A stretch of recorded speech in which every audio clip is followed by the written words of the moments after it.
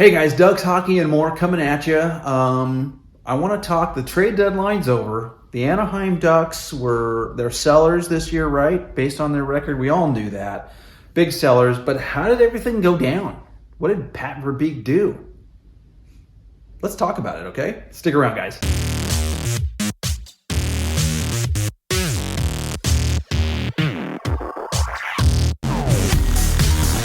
All right, so Pat Verbeek, Anaheim Ducks, lots of rumors, lots of, what is he going to do?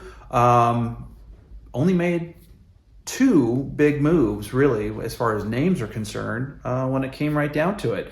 And one was right at the very end. So, look, Dmitry Kulikov and John Klingberg are outsies. They're gone. Klingberg sent to Minnesota. Dmitry Kulikov is now a Pittsburgh Penguin. So good for them. Let's see what they can do over there. Good luck to them. Bye. Adios. Right? So Pat Verbeek, he's actually pretty satisfied. In an interview that I watched, you all can watch as well or read about, he's pretty satisfied with what happened. I myself personally, yes and no. It's kind of a mixed bag for me. I feel like the Klingberg Experiment was kind of a flop. I've talked about it before in previous videos. He was supposed to garner us a first rounder. Really, he was. I mean, going into that, Pat Verbeek paid him $7 million to come in and not only help this team, but help himself and our team in the future by doing it, putting up numbers, showcasing his talents, and garnering a trade to another team that says, we want him badly, here's our first rounder. You know what I mean? And that didn't happen. In fact, we sent him to Minnesota. We did add some picks and depth at the deadline, so it wasn't a complete failure. But in that trade, the Klingberg one specifically for Minnesota, we got a 4th round pick in 2025. Okay? A 4th round pick in 2 years down the line, 2025. What the hell's that all about? A guy named Nikita Nesterenko, which in reading about him, he's pretty decent kid. He plays at Boston College, big dudes like 6'2", forward, added depth. Maybe he'll make the roster, right? I think Verbeek really likes this guy. So I think what happened was a lot of the Anaheim scouts were watching him and liked what they saw. And they've been watching him develop at the collegiate level. And looking at his numbers, they're not bad. They're really not. So maybe he'll turn out to be a kind of a diamond in the rough type thing. So we'll see about that one. We also got, since we sent Klingberg to Minnesota, they sent us Andre Suster. So Suster is back. We've had him before. I like Andre Suster a lot. He's just a depth, big guy, big D guy. I like him. Is he going to be around next season? Probably not. They'll probably just end up signing for another team in the offseason. But so we get 3 players for John. So all in all, when you look at it and you break it down, Klingberg didn't get us what we really wanted, okay, which was that first rounder. But we got 3 players in return, one young guy, a prospect guy who looks like a promising guy, and a 4th rounder in a couple of years. So I don't know. Overall, not what we wanted, but hey, you get 3 for 1. That's not a bad deal. Not a bad deal. The Kulikov trade. So Kulikov goes to Pittsburgh. We got a guy named Brock McGinn from Pittsburgh and a 3rd round pick. And according to Pat Verbeek, because I don't know a whole lot about Brock McGinn and I didn't do a whole lot of homework on him, but apparently he's a pretty gritty guy. Verbeek likes his style of play, and he's a hard-working, gritty guy that Pat Verbeek wanted to add to our roster. So there you go. He did that, and we'll see how he does, right? We should see him, I think, probably, in the next game, I would imagine. Listen, let's just talk about Anaheim Ducks and the future now that the trade deadline's over. Obviously, we got the rest of the season, a little over a month and a half, or about a month and a half, I should say, left. The offseason. Okay, we're going to see a lot of activity, I think, in the offseason. Now that the deadline's over, not a whole lot of movement from Anaheim players, just those two main ones. What's going to happen in the offseason? Okay, so to me, there's going to be a lot of activity. I mean, obviously, we're in full rebuild. Verbeek is adding picks, getting prospects, ton of it. Now, keep in mind, not all these picks he acquires are going to turn into players that we actually draft. They could be players that things we use as a trade. Hey, we want so-and-so, we'll send you our second rounder, and you know what I mean? That kind of thing too. So as you accumulate these picks, he'll use them as collateral to gate other players, maybe some NHL ready players that are currently playing. So we'll see what happens. Who knows, really?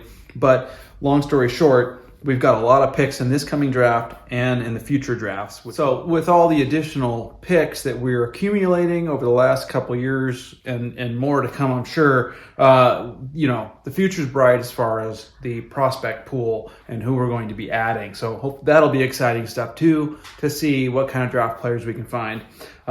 Even in some of those later rounds, second, third, fourth, sometimes you find some incredible, players that are just kind of hiding out and they turn out to be really good. Troy Terry is one of those. He was a 5th round selection. So, listen, offseason stuff, Dallas Eakins, I guarantee you we will no longer be dealing with that jackass after this season ends. The fact that he's still there is surprising, but after this season's over, I'm 100% sure that Verbeek will not retain him and keep him around. I think a lot of Ducks fans will be pretty pissed off, me being the number one, if he is kept around again. So can't see that happening. So we'll see a new bench boss. And here's some players that we're going to have to figure out what to do with, right? One being Kevin Shattenkirk. His name was mentioned going into the trade deadline because he is an unrestricted free agent at the end of this season. So they didn't move him. There has been some speculation and some talk about maybe Verbeek is looking to keep Shattenkirk around for a few more years, strictly as a depth defenseman and a leader in the locker room, a mentor as well to some of the younger prospects coming up. Cam Fowler's another one of those players that will be a leader in the room and a mentor to these young guys. So maybe that's what's going to happen. Maybe that's what Verbeek's got planned for Shattenkirk. This year's draft will be interesting. As the Ducks are playing better, they've moved up in the standings, so their chances for getting that number one pick, the Connor Bedard sweepstakes, their chances are diminishing, right?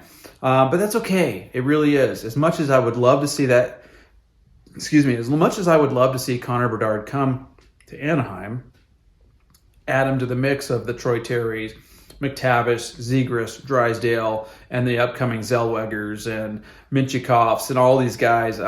It's as much as you would love to see that, it doesn't look like it's going to happen. So right now, the Columbus Blue Jackets seem to be the front runners for the Connor Bedard sweepstakes. And I think Anaheim will definitely get a top 5 pick, which, by the way, guys, is not so bad. If we end up in the top 5 somewhere, we're going to get a really good player, no matter what. Okay, this year's draft class is deep and very good, especially that top 5 to 10 guys. They're very good, and no matter what happens, we're going to get a very good player added to our system. So I'm excited to see who that ends up being. Here's a list of guys that we need to know what to do with, right? Verbeek's going to have to figure out what to do. So let me just kind of go down, and I made a list. So Jakob Silfverberg, he's got 1 more year left on his current contract.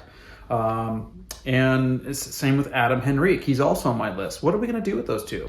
Are we going to keep them around next year and then use them as possible trade deadline type moves?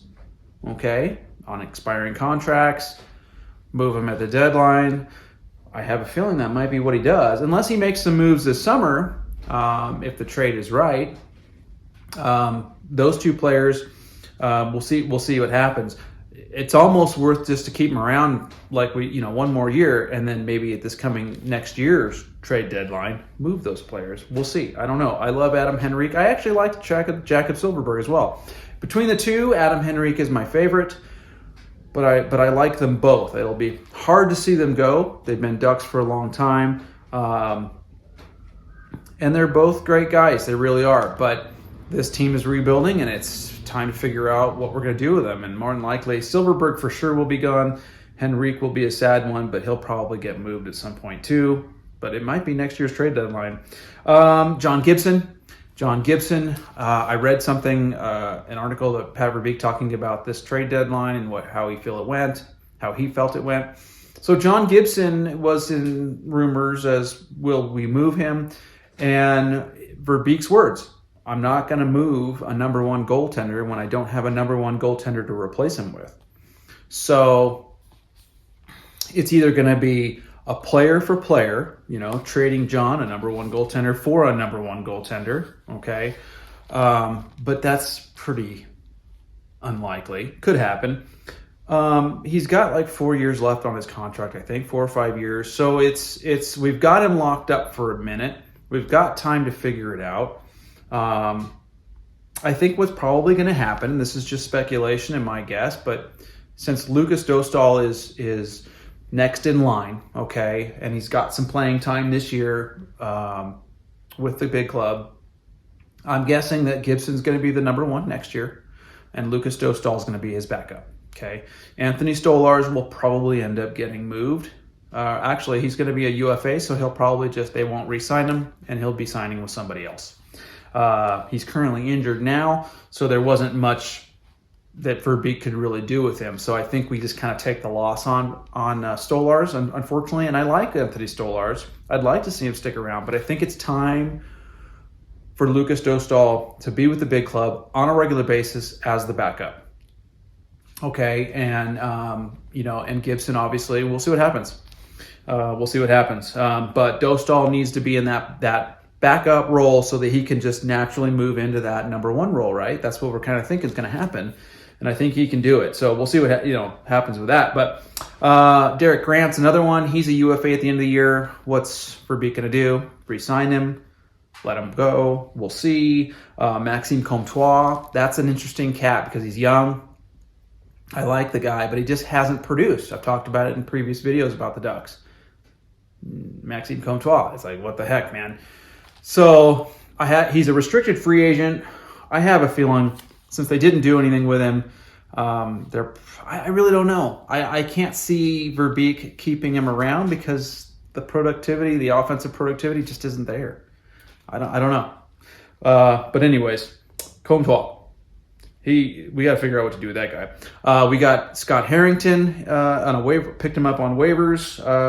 I actually kind of like the guy as a depth defenseman, but it'd be interesting to see what we do. Do we keep him around for a little bit?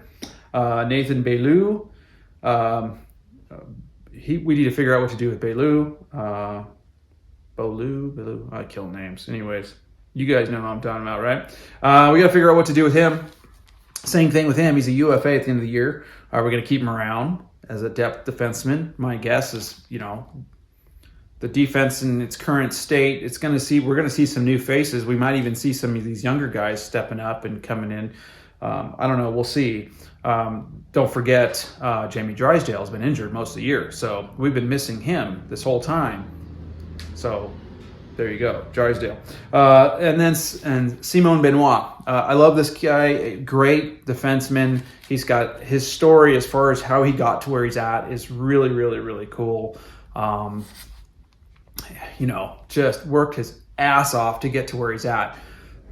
Because of that, in my opinion, he's worth keeping around and keep investing your time into and coaching and making him better and grooming him to become an even better defenseman. So that's just my personal opinion. I love the guy. I like his physicality. I really do. And I think every year I've watched him now, especially these last few years, he's gotten better and better and better. So Simon Benoit, we got to figure out what to do with him. Some notable names that we need to get locked up. Okay. So we got to sign some contracts as well. Okay. Troy Terry, Trevor Zegras, and Jamie Drysdale, right? Part of that core. We've got Mason McTavish locked up on an entry-level contract for 3 more years. But we got to get those 3 locked in, okay? We don't want to lose them in any way, shape, or form. We want to keep them. That's our core that we're building around, right? So it'll be interesting to see what Verbeek does and what kind of contracts these guys get. Troy Terry's up for a big raise. Trevor Zegras is up for a big raise. And I think you could say that Drysdale's up for a pretty good size raise too. He's still young and developing. Drysdale is a little, defensemen take a little bit longer than forwards do typically. So I think Drysdale will get a smaller contract and maybe a shorter term to see how he does in the next few years and then land a bigger contract. But I think Zegras and Troy Terry should land at least probably 5-year deals, 5-6-year deals maybe. We'll see. Maybe more. We'll see what Verbeek comes up with him, right?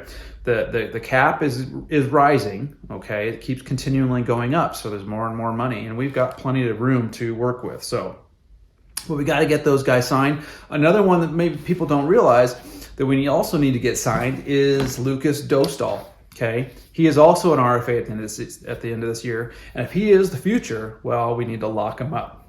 So, Drysdale, Terry, Zegras, and Dostal. Those 4 guys need to get them on some longer-term contracts, keep them around for a while, and and we'll see what happens, right? So, Ducks got about a month and a half left of hockey to go. It's going to be sad when that's over, because then we got the entire summer and early part of fall to wait, if you will, for hockey to pick back up again. But I will definitely keep you guys abreast of everything that's going on for the remainder of the year and through the off season, so don't you worry about that. So, hey, smash that like button if you like this video. It helps the channel. It helps blow this video up and get it out to more people, more Ducks fans, more hockey fans. So smash that like button, please. Don't forget to subscribe if you haven't already.